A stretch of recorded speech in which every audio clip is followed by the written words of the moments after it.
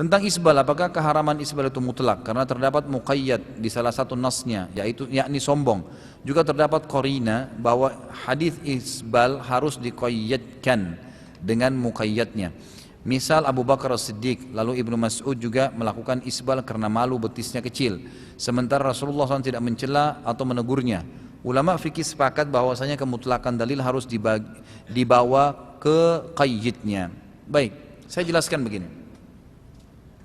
Sebelum memahami tentang masalah tadi ya, yang sifatnya diqayyidkan atau muqayyadnya, ini istilah pelakunya dan penyebabnya, gitu kan? Penyebab dia kenapa melakukannya. Kalau dalam memahami masalah isbal, ya, masalah hukum-hukum dalil syar'i, lebih cenderung ulama mengatakan memahami dalil itu secara global dulu. Ada namanya am, umum, ada namanya khas, khusus. Kasus hadis Nabi SAW yang jelas di dalam dosa-dosa besar ada di sini masalah isbal, 3 golongan yang paling berat siksaannya hari kiamat, gitu kan? Yang pertama adalah musbil, orang yang tertutup mata kakinya bagi laki-laki. Yang kedua, orang tua yang berzina. Kemudian riwayat ini mengatakan raja yang pembohong. Kemudian yang ketiga adalah pedagang yang bersumpah palsu untuk melakukan dagangannya, bersumpah bohong atas nama Allah. Intinya adalah orang isbal di sini mutlak, semua dikenain hukum. Tinggal ada kasus-kasus beberapa sahabat. Kasus Abu Bakar, dengarkan baik-baik riwayatnya begini. Abu Bakar mendengarkan hadis Nabi SAW tentang isbal dan juga teguran Nabi SAW kepada sahabat yang sempat tertutup mata kakinya sementara sholat, yang disuruh ulangin sholat, gitu kan? Sebagaimana hadis riwayat Abu Daud. Maka Abu Bakar datang kepada Nabi SAW lalu berkata, ya Rasulullah, saya kalau sholat, begitu hadisnya ya, coba baca baik hadis Abu Bakar ini. Saya kalau sholat, pakaian saya melorot sehingga menutupi mata kaki, gitu kan? Apakah saya termasuk ancaman tadi? Kata Nabi SAW, tidak. Ulama hadis menanggapi nih, kenapa dikatakan tidak? Karena Abu Bakar ini pakaiannya melorot, bukan sengaja diisbalkan, kan gitu. Fahamin poin ini. Kalau kita mengatakan tadi qayyidnya dan muqayyadnya yang mau dibahas, gitu kan? Maka tidak masuk dalam bahasan Abu Bakar ini, kan gitu. Karena Abu Bakar di sini bukan sengaja isbal, kemudian Nabi bolehkan, bukan. Kasusnya bajunya melorot. Riwayat Abdullah bin Mas'ud mengisbalkan pakainya tidak benar ini. Enggak ada riwayatnya, di riwayat bohong tentang yang disampaikan Abdullah bin Mas'ud.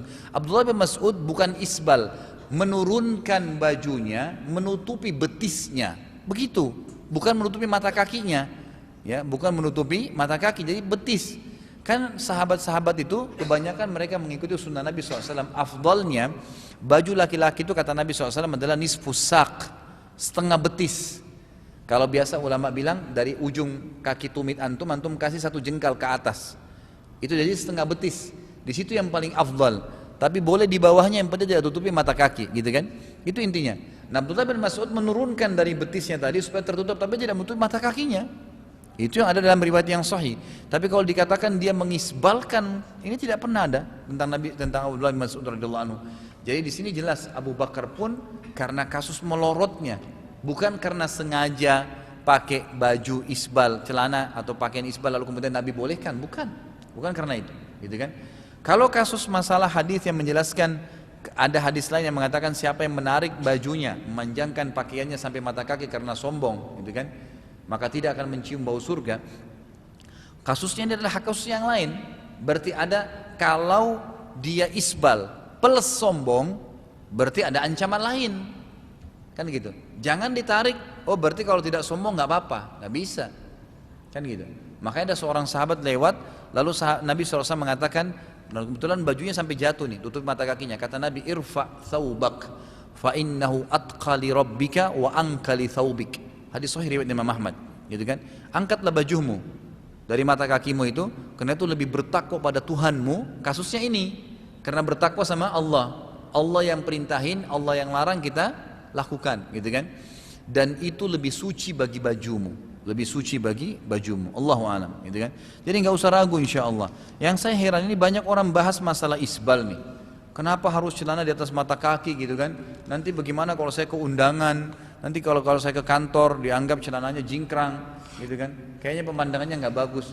Herannya, kenapa ada orang di mall, di jalanan pakai celana puntung sampai di lutut, nggak apa-apa? Itu kan lebih tinggi kan? Ada orang perempuan pakai celana pendek sampai pahanya, lebih tinggi lagi, nggak dibahas tuh. Kenapa celana yang di atas mata kaki dibahas? Kenapa harus malu? Ya subhanallah, gitu kan? Ini betul-betul syaitan menggoda kita, hanya membuat seakan-akan ya itu semua ditutupin mata kita yang hal besar, gitu kan? Jadi gajah depan mata dilupakan, semut di sana kelihatan gitu.